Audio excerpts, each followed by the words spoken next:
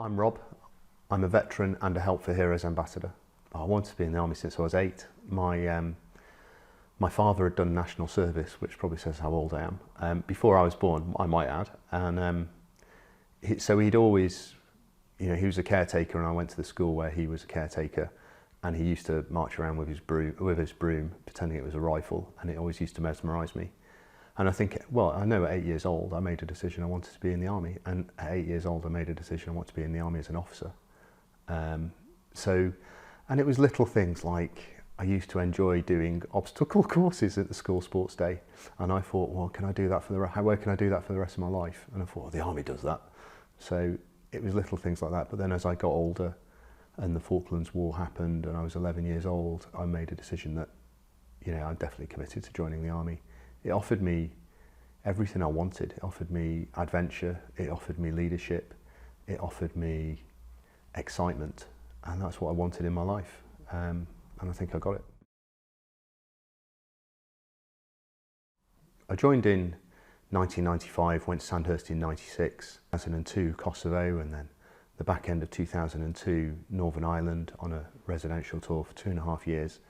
And then Afghanistan in 2008, and then again in 2011. So those were really the highlights. I was in the Royal Electrical Mechanical Engineers, so I was an engineer, very much enjoyed that.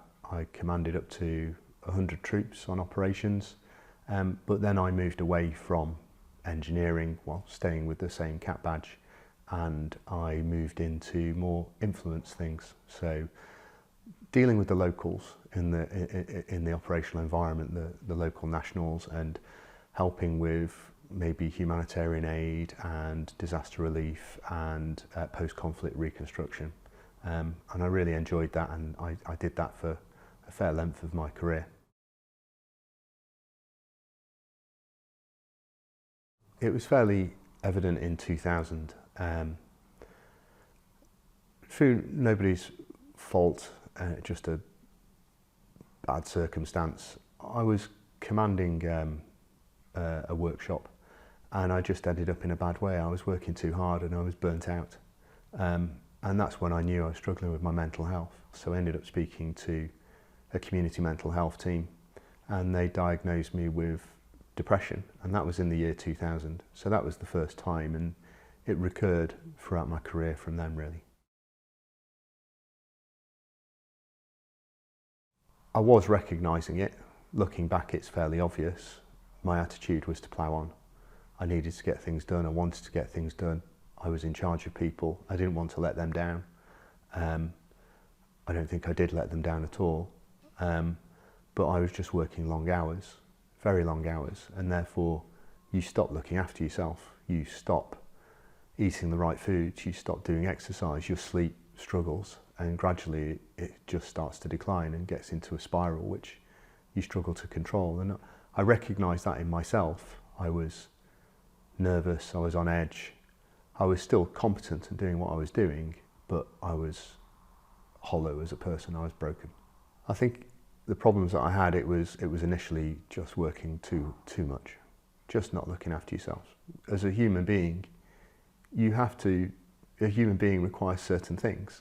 You've got to have the right food, you've got to do exercise, no matter what it is. You've got to get the right amount of sleep and recovery. And I just wasn't doing it. I was burnt out. And in a way, that was the absolute nucleus of everything else. And as soon as you're burnt out, everything becomes more difficult. You're fatigued, so you're not concentrating as much. And because you're not concentrating as much, you're probably worrying about other things. And because you're worrying about other things, that goes on your sleep deficit. And so it all starts, in my mind, to spiral out of control. And that's when I really started to struggle and started to seek help. I think probably had the first suicidal thoughts around about 2000 when it all started, because let's face it, there's always an option. And it's like a computer game. You might not be able to beat the computer game, but if you unplug it, you've won. And that was always my attitude, which isn't helpful. And then gradually, as things got on and therapy wasn't necessarily working, or I wasn't paying the right respect to the therapy and I wasn't paying that right respect to myself, then it just got worse and worse, and so the suicidal thoughts would escalate. And you know, a thought over time can become a behaviour, an attitude. That behaviour and attitude then can become an action, that can become planning, and then that can become true action and doing something about it. I think there's definitely an element of denial because you're carrying on. And now, with time and maturity and just damn hard work, I now know when I'm in that danger zone. And I come pretty close to the danger zone quite a lot of times, but now I can just about manage my way around it, and I know when to ask for help, I know when to talk to people within reason.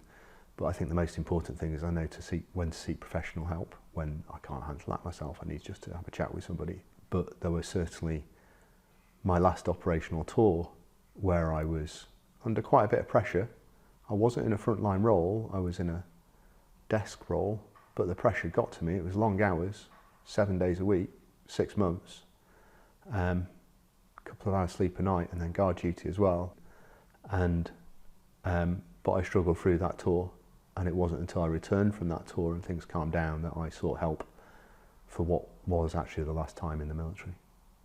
It was difficult, and this gets back to not looking after yourself, and the fact that I'd come back from an operational tour where at the end of that tour somebody that I worked with had been killed. I didn't know them that well, but I knew them well enough for it to have an effect on me. And I then went into a different job in the military, in a very different environment. I moved out of military accommodation for the first time in my life. I moved in with somebody for the first time in my life, and I wasn't giving myself time to reflect and myself time to think about the consequences of what had happened and look after myself and recover myself. So in that respect, I wasn't even giving myself time to talk to people, and I didn't know who to talk to. And also, I was getting to the stage where I was alienating myself from society. I didn't want to be part of that society. My attitude was, I'm going down, I don't want anyone else to go down with me. And in a way, I was trying to protect those around me, but actually, it would probably have the opposite effect.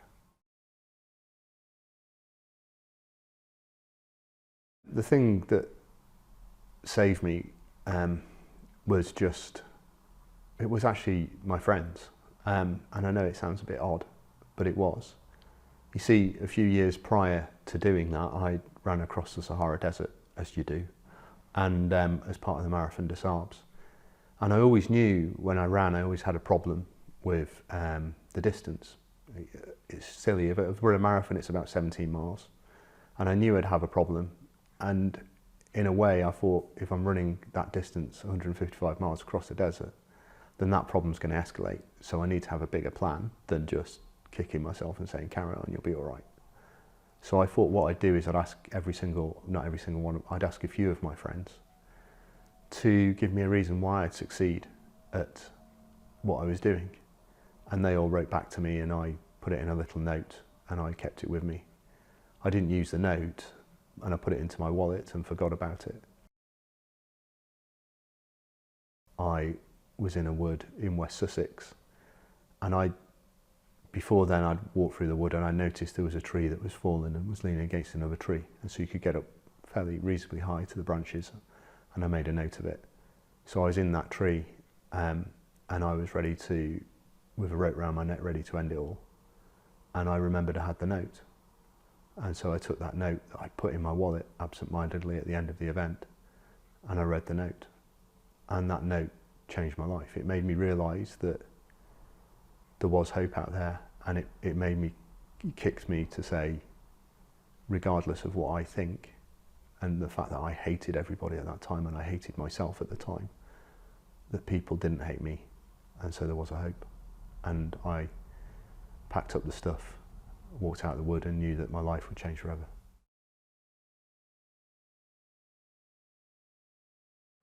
I think there were several things. The first thing that springs to mind when I've thought about this a lot is there was anger and hate. There was hate of people around me, there was hate of people I work with, and there was hate of myself, which when I look back wasn't justified. It was just, I'm in this pain and I'm trying to cut myself off and I don't want anyone to go down with me and no one will understand what I'm going through. So there's that anger, and I wanted them to experience a moment of that pain. I wanted them to realise what it was like, and I didn't care if it would hurt them or stay with them for the rest of their lives. I also felt that, again, I wasn't looking after myself, so therefore that was escalating that feeling of hate and anger. I also had lost confidence and pride in myself. When your life's spiralling out of control, there's nothing, it feels like there's nothing you can do, but when you suddenly get that strength and that energy to say, I need to do this, you could go to work, you could speak to somebody and say, I need you to do this for me, I need this to happen, it's a lot to ask. When the answer is no, then that knocks your confidence, it knocks your pride. And so I'd lost all that pride, I'd lost all that confidence, I was nothing left, I was a broken person. And the anger and the hate and the loss of pride and the confidence and the fact that I hated myself. And then also what I was facing. There was could be a mountain of things to face. Was I going to leave the army because perhaps it wasn't for me anymore? Was I going to have to end a relationship because it wasn't working? Was I going to have to move home? Was I going to have to find a job? There was a mountain of things to face, like a tsunami, I suppose. And you thought, actually, that's too much. I can't cope, I'm broken. And that became a real and true option for me. And it was the only option I felt I had left at the time. And so I took the tow rope from my car, put it in a bag and went off into the woods. And it was early in the morning, it was summer, but light was just coming through, so it was that nice time of the day, I suppose, which was irrelevant. And I suppose setting the rope up was a bit odd. You didn't want anyone to see you'd found a bit in the wood which was discreet. And then I just literally went through the motions. And then I just was sat there ready to go, and then remembered the thing that could jolt me out of it. I had nothing left, I was empty, and I thought, what else is there to do? What harm is it going to do? It's all over, and I'm glad I did. It's made a difference. Life isn't perfect now. Life will probably never be perfect, but there's a life, which makes a difference. At the time, I was under the military system. I was under the Defence Community Mental Health System, which, to be honest, was very good. They took me seriously, they reacted appropriately, and I ended up going from there and within a day being in a hospital, in an acute ward of a mental hospital for a week or so, and then I gradually got better. I mean, I don't think the care was there from certain elements of work, but looking back, it was difficult for them. They didn't know what to do. They didn't really appreciate the full extent of it, because even at that point, I wasn't talking openly. Rob has just been in hospital, let's not talk about it, we don't want to talk about it. It was very much that taboo subject as well. And so the care was there, I wasn't necessarily responding to it. In terms of Help for Heroes, I didn't encounter Help for Heroes until I was being medically discharged. I never thought I would have to turn to a charity for support in my life, but I'm so glad they were there. Initially, going into the Help for Heroes, into their recovery centre and doing a recovery course just gave me that peace of mind when my mind was busy and broken and just exhausted, and it just gave me that centering, which really helped. I think I'm able to talk more openly now about mental health and suicide One of the things that really spurred me on was many years ago, I was with a friend and he was driving around somewhere, and I'd done a few presentations at that point on mental health and my thoughts of it while I was still serving, because I realised that I was in a privileged position in terms of what I did in the military, and I thought, well, I should use this to the advantage of others and start talking about it to try and break that taboo, and I did. And my friend said to me that that's the bravest thing he's ever seen, and I poo-pooed it. And I actually think, actually, I'm at that level now where I can talk about it, because I want people not to go down that route. I've been down a route, I've been totally broken as an individual, and to a certain extent elements of that can be avoided. And I don't want people to go down it, I want people to avoid it. And therefore I think now I'm strong enough within reason to be able to try and help with that. So I will talk at work, I will talk around businesses in my spare time about mental health, about suicide prevention, but more about mental fitness, not about mental health, about being fit enough to cope with the things that life throws at you mentally. And I think that's an important thing.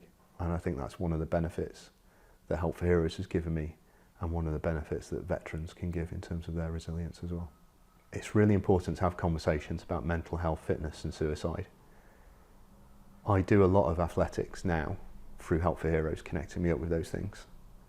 And I strongly believe that there is a massive connection between physical fitness and mental fitness. And as soon as we start latching on to the fact that there is mental fitness, not mental health, because we will talk about our physical fitness, we will say, I've got a problem with my leg, I'm seeing a doctor, I'm seeing a physio, it's affecting me running at the moment, so I'm going to ease off.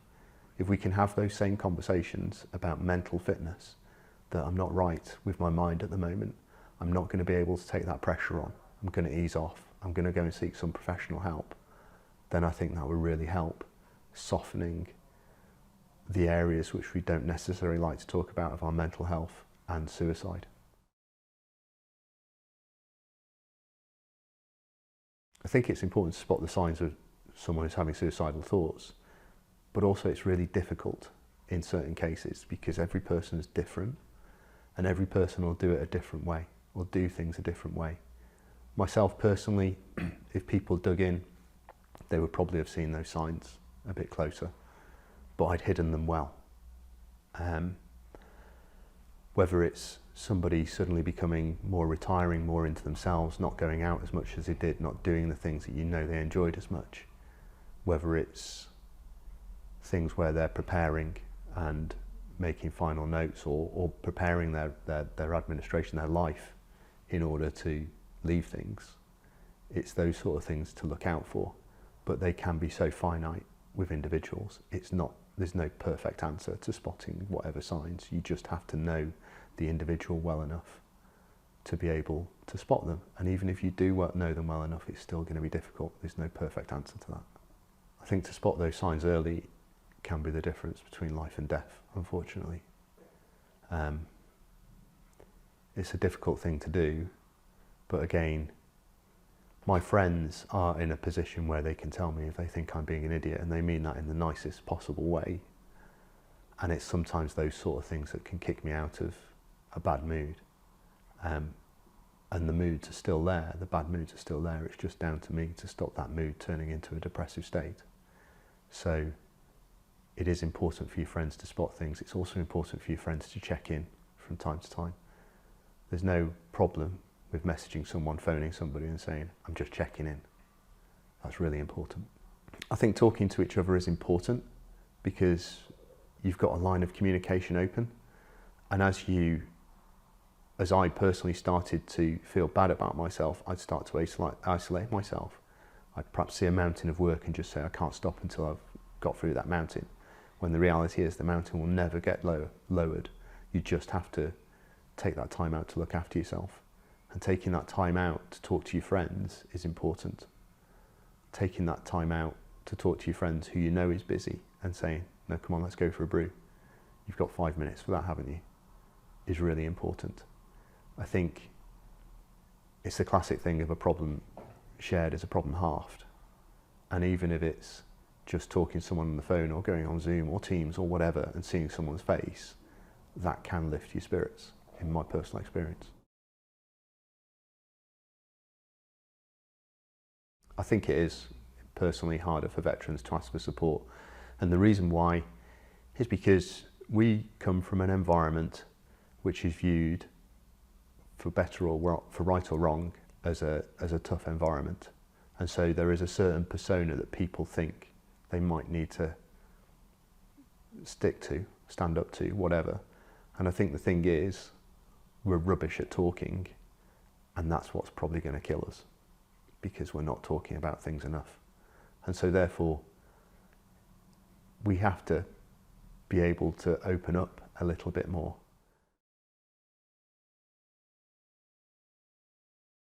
I think what more can be done to support veterans in terms of their mental health, and that, personally, I think there's two things that could be done. When I left the military, I struggled to find my identity, and now my identity is in the community. And I think actually the community, the armed forces community, needs to draw together. We need to bring that community closer together again. But also we need to make veterans realise that they're part of that civilian community now, and let them feel part of that and feel that trust in there. And the second element is trust. Veterans need to trust people. We've had trust all the way throughout our military careers. I struggle with trust today. I struggle with the fact that I can't identify a civilian because they're not wearing a rank slide and a uniform, and I don't know where they sit in society. It sounds really odd, but I struggle with that. It's almost like if your bone breaks, people say it grows back stronger. I don't know how true that is, but I definitely know, I know my limitations now, and I know where they are, and I know how to work around them, and I know how to work with them. And I think it gives me that element of resilience, which helps me, helps society, and helps people I work with.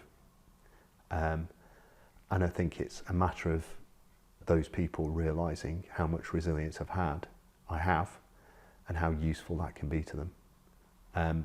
I am incredibly proud of being a veteran. I'm incredibly proud of being an ambassador for mental health. I have no regrets about what I've done.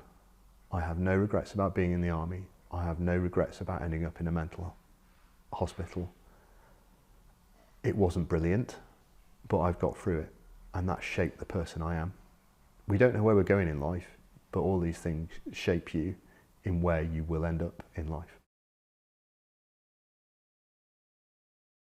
Taking the training is really important, because it doesn't matter when you're going to use it.